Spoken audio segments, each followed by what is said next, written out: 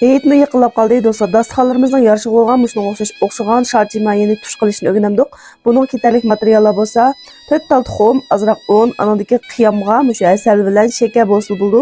Ketarlik materiallarni tayyor qilgandan keyin 4 tal tuxumni chiqib, mushundoq chelib, un sepib xamir yo'g'irib olamiz. Unning o'lchami yo'q do'stlar.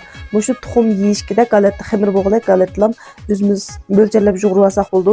Bugungi bu xamirni bek chang yo'g'iribman. Agar mashina bo'lgan bo'lsa, mashina cho'p yeyish mashinada yaygan bo'lsam, bek yaxshi bo'ladi ekan. Lekin mashinam yo'q, shu no'g'uch yeydim, lekin bek tasdi yeb chiqardim buni. Azroq yeyib olgandan keyin birdan tilsunda qoshiq o'rab qo'yib, men qiyamsal uzoq tayyor bo'ldi emasmi? Shu qiyamni tayyorlab olay deb, mana asal bilan shakarni quyib, bo'sh o'tda birdan qaynatgandan keyin usta aralashtirib olgandan keyin shakar eriydi. Anaga musholatda bo'sh o't quyib qo'ysak, o'zi qaynab tayyor bo'ldi. Anagacha xamirlardan tilib qoldi. Yeyib mushunda kesib oldim. Inchik qilib, shuning xamiriga sumay va yoki tuz degandek boshqa hech qanday narsalarni solmaymiz, faqat tuxum bilan jug'asak bo'ldi.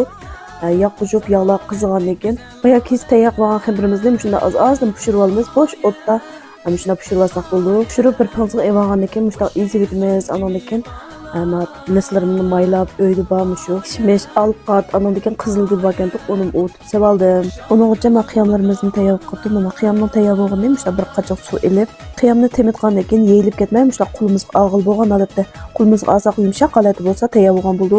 Qo'limizga olganda bek qattiq bo'lib qolsa-mu, men tushsal qattiq chiqib qoldi. Shunga qo'l bilan mijiga vaqt yumshoq bo'lsa anandan keyin tayyor bo'libdi deb mushta aralashtirib mana tekrar aralashtirib olgandan keyin mavlislar qo'yib qo'limizdan tekrar aralashtirib changdib olamiz buni.